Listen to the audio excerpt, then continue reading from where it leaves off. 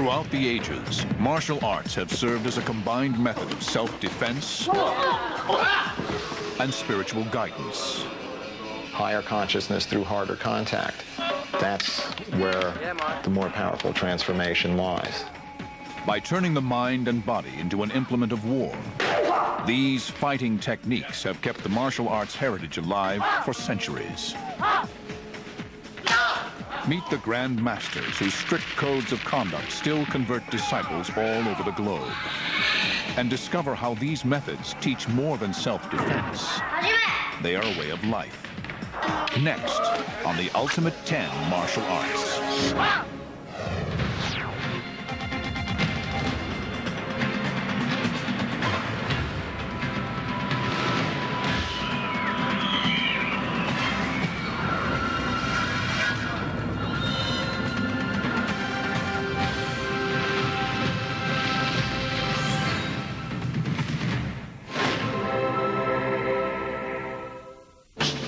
Ever since the first pair of enemies faced off on the battlefield, man has been refining the skills of war. Over the centuries, combat techniques began to encompass philosophy and religion, enhancing mental focus and promoting inner peace. Known collectively as martial arts, these disciplines continue to forge humans into lethal weapons and teach what it means to embody the true spirit of a warrior. Starting off our countdown at number 10, a martial art where size doesn't matter. It's how you take down your opponent that counts. Then I go full speed without no concerns about get hurt or even get killed.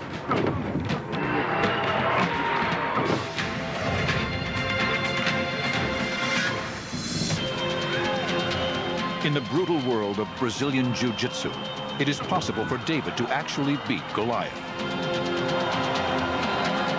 Through strategic use of balance and leverage, one can zero in on an opponent's weakest points and force him to submit. In my career, I have over 460 fights, and I'm still undefeated.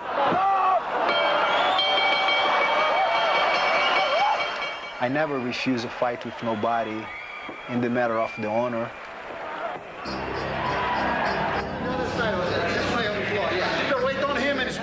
A celebrated world champion of the art, Rickson Gracie teaches the style at his Los Angeles academy. Keep the weight on, slowly. Make him turn. Slow. Keep the weight on. Keep the weight on. The Brazilian variation of Jiu-Jitsu is rooted in the traditional Japanese foundation of joint locks and leverage. Its departure from the original discipline has led to a greater emphasis on striking and ground fighting techniques, such as the arm bar, the leg lock, and the chokehold. The discipline was born in the city of Rio de Janeiro, Brazil, where Gracie's father, Helio, first began to refine the Japanese art in the early 1920s. Small and weak, Helio studied traditional Japanese jiu-jitsu, but found its techniques ineffective against a more powerful opponent. I didn't create Jiu-Jitsu. Jiu-Jitsu has been around for more than 2,000 years. What I did was perfect this type of Jiu-Jitsu.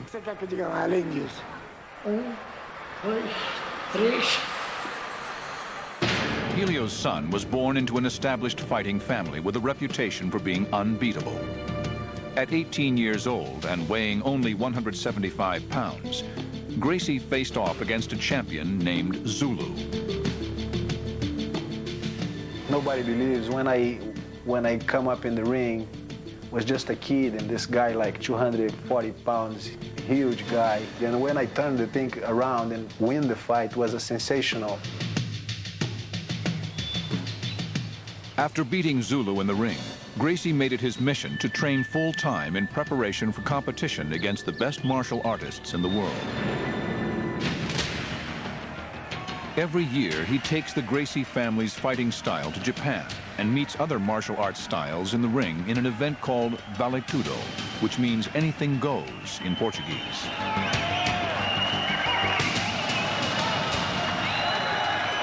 they love Vale Tudo because they can pretty much bring back the spirit of the old samurai style, two go in, one come out, regardless of the rules.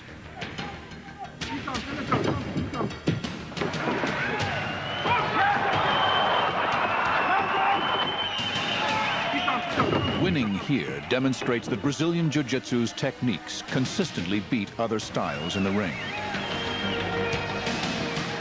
For proving that size doesn't matter, Brazilian Jiu-Jitsu is grounded at the number 10 spot on our countdown.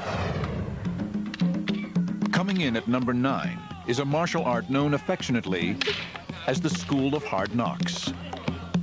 I got cracked one time, a horizontal shot to the head. I think I must have lost an IQ point on that one.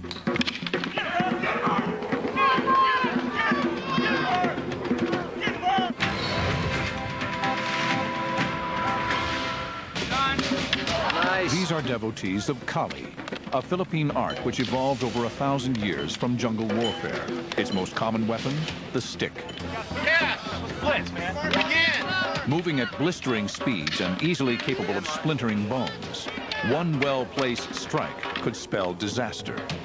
There's nothing that'll put you in the present like a stick buzzing by your head. No time for talk, no time for chatter. Just ow.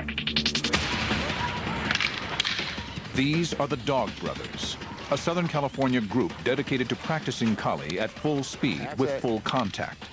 But their ultimate goal is not about winning. Higher consciousness through harder contact. Only you are responsible for you. That's where the more powerful transformation lies. And so it's not for most people.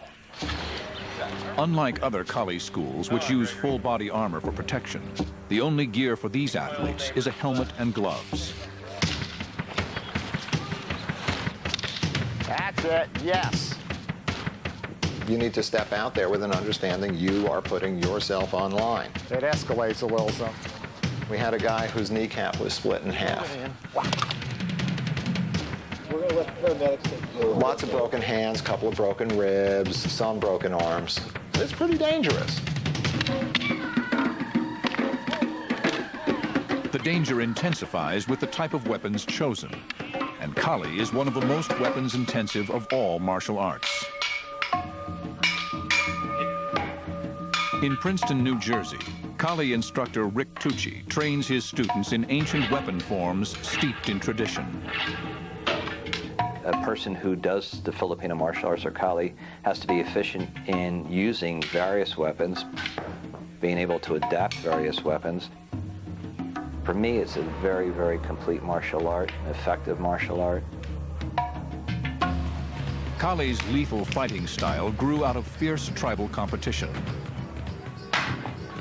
and eventually expanded to encompass empty hand fighting, combat with bladed weapons, and even projectile weapons. While the style incorporates more than 50 different weapons, the stick is the most recognizable. Philippine-grown rattan is heat-treated for bone-jarring hardness, varying in length from a few inches to several feet. The sticks are put to use in a sophisticated system of mathematical attacks and defenses. One of the things about the stick is the way it can move and be very deceptive. It is not really possible to block. The whole mindset of the higher level of the art is simply to hit whatever comes at you, because if you are reactive, you cannot keep up with it. What we do when we fight at a gathering, it's the young males competing in a certain sense, but it is also about putting a place of personal power within yourself that you can call upon in the rest of your life. Yeah. Thank you very much. For its punishing mix of ferocity and technique, Kali strikes number 9 on our countdown. Next, a martial art that made its debut in a young country's military. One thing I know for sure that nobody trains like Israel Army.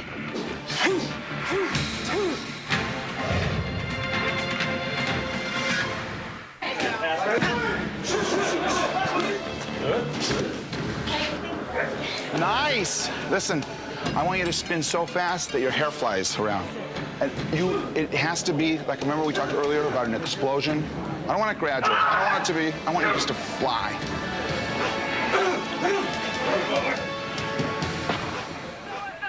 Developed in the Middle East for hand-to-hand combat, the first rule of Krav Maga is to come home alive. At the Krav Maga Center in Los Angeles, California, students learn to apply their defensive instincts and survive a sudden attack. It comes, if my body's out of the line of fire, my hand should be coming from my body. Look how I go to the weapon. Thumb is where? This no-nonsense system is the official martial art for the Israeli army, and today is taught to police agencies and SWAT teams around the world. So basically, it's my shoulder, it's my hips, it's my whole body versus his right thumb. This system was developed for real-life danger without any rules, without any limitations. Both civilians and law enforcement are attracted to Krav Maga because the system was created with one objective: to stop the enemy in their tracks. You're doing great. That's nice. Excellent. Keep going. The seminar that we were doing today happens to be a handgun defense seminar. It's a 4-hour intensive course. Good. I don't want you catching like this. Like this. Okay, you'll see why in a second. Let's go! Good job, guys. Krav Maga's origins date back to World War II, when Emmy Litchfield, a refugee from Czechoslovakia, fled to Palestine and joined the fight to create a Jewish state. Already skilled as a wrestler and boxer, Litchfield began to teach his fellow soldiers how to fight and survive. The philosophy behind Krav Maga: finish the situation fast as you can. Try to stay alive, try to stay without injury. Make damage as much as you can. Disengage. Move out from there. Right here, right back, right here, right back. Don't drop your hands on the way back. We feel that as opposed to other systems and other arts, we can bring people to a much higher level in a shorter amount of time. Under stress, you can perform it because you don't have to think about it, it's already in you. For its ability to rapidly diffuse the most dangerous situations, Krav Maga defends the number 8 spot on our list. Coming up, priming the next generation of Olympians. And a modern-day samurai summons an invisible force field. Among the samurai, they have an old saying: cry in the dojo, laugh on the battlefield.